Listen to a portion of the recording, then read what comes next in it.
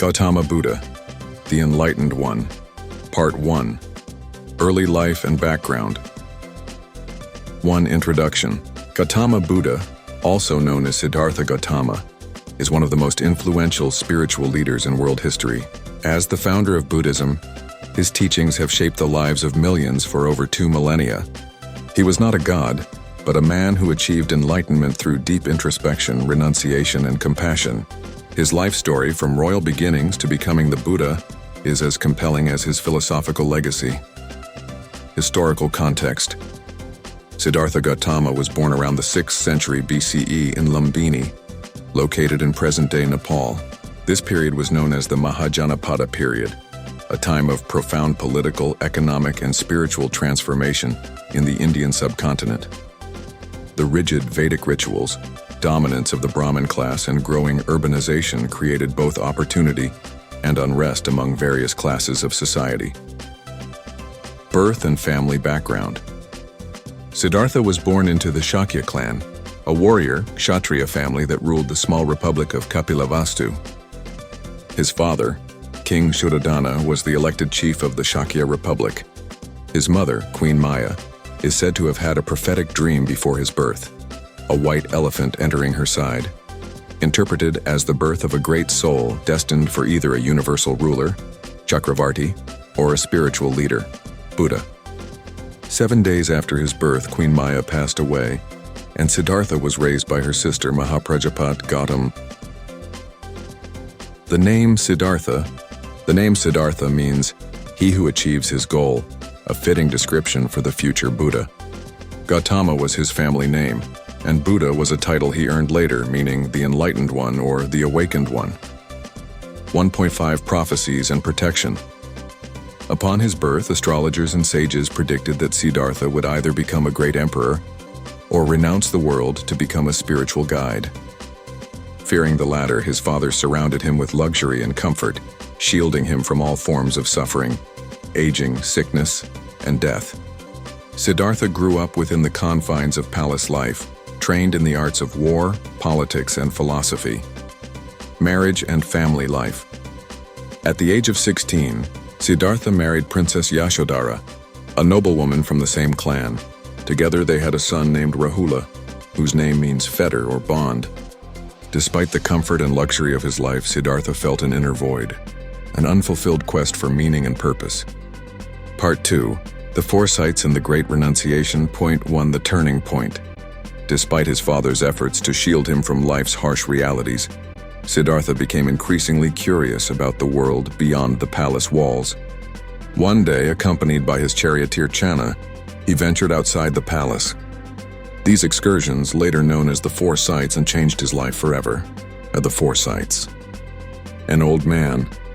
For the first time, Siddhartha saw the effects of aging.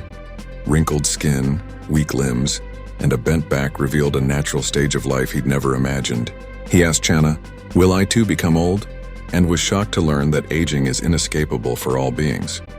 2. A sick man. On another trip, he saw someone suffering from disease, trembling, groaning in pain.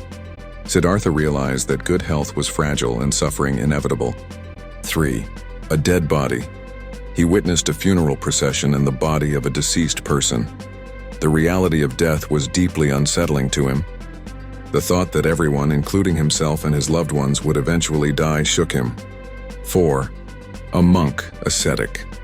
The final sight was of a calm, serene man wearing simple robes and carrying a bowl. Channa explained that he was a renunciant, someone who had left behind worldly attachments in pursuit of spiritual truth. These 4 encounters awakened Siddhartha to the inescapable nature of suffering and the impermanence of life.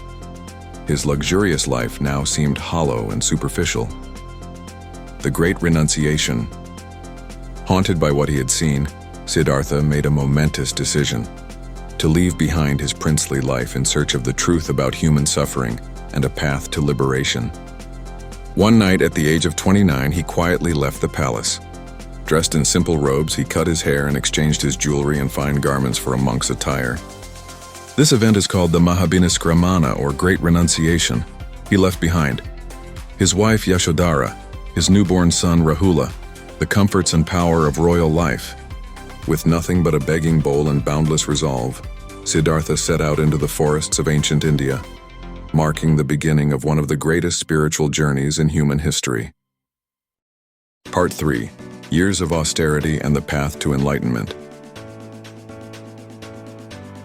The search begins. After renouncing his princely life, Siddhartha embarked on a journey to seek truth and liberation from suffering. He traveled to the major centers of spiritual learning and met with famous teachers of his time. Among them were Alara Kalama, a renowned teacher who taught Siddhartha how to attain a deep meditative state known as the sphere of nothingness. Siddhartha mastered this technique but realized it did not lead to ultimate liberation. Uddaka Ramaputta, another respected sage who instructed him in an even higher meditative state, the sphere of neither perception nor non-perception.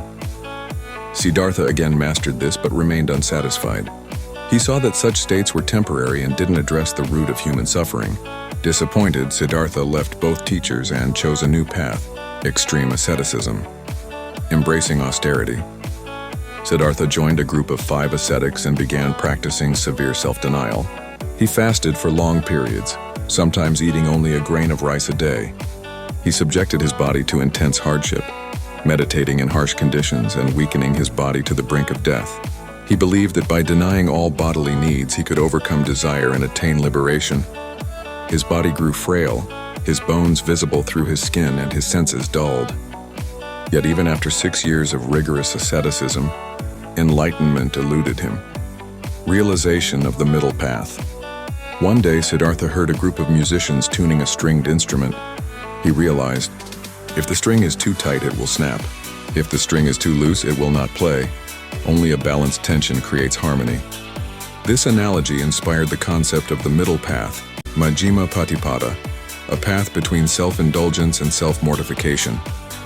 Siddhartha understood that neither luxury nor extreme asceticism could lead to enlightenment. The offering of milk rice.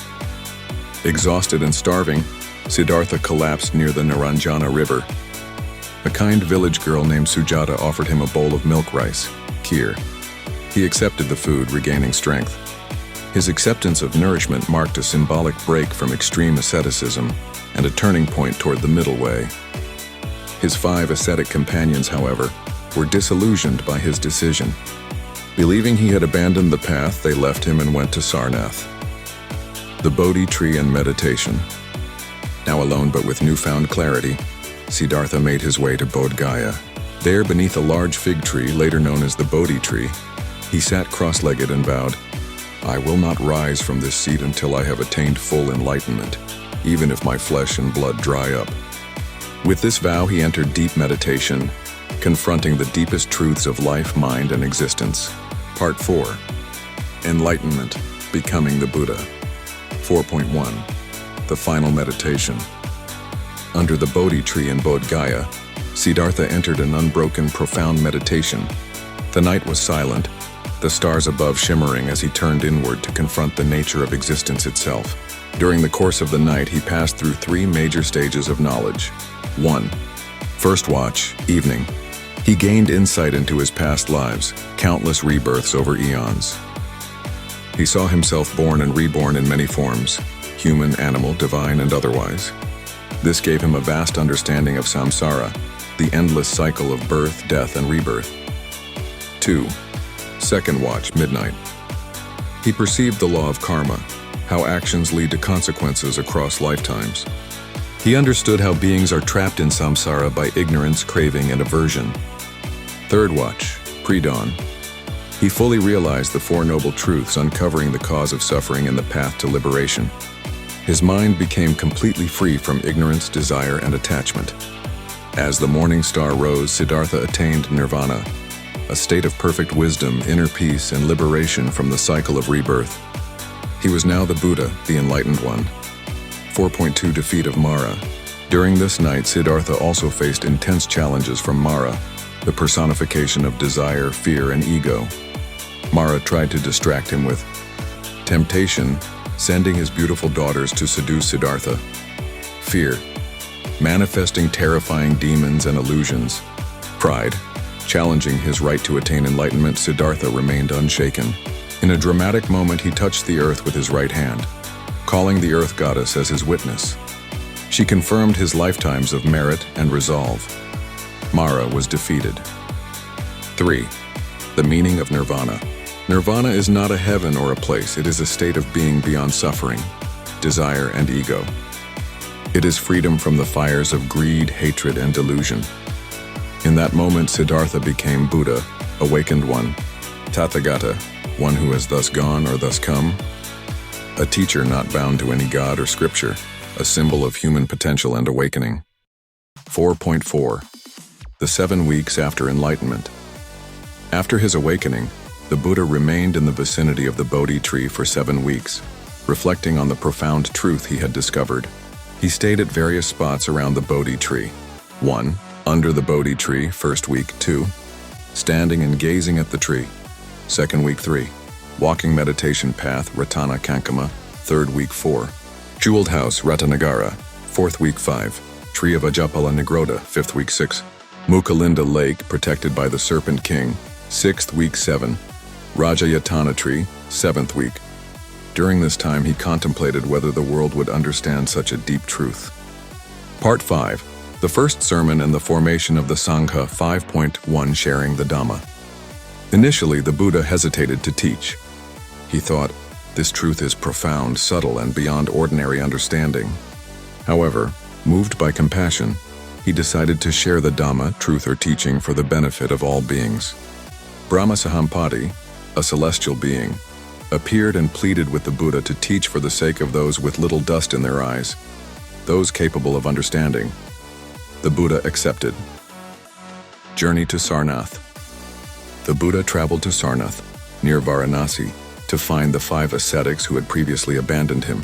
There in the deer park, Isipatana, he delivered his first sermon, also called the Dhammacakkappavattana Sutta, turning the wheel of Dharma. 5. 3. The first sermon, the Four Noble Truths. Dukkha, life involves suffering, birth, aging, sickness, death, grief, and dissatisfaction. 2.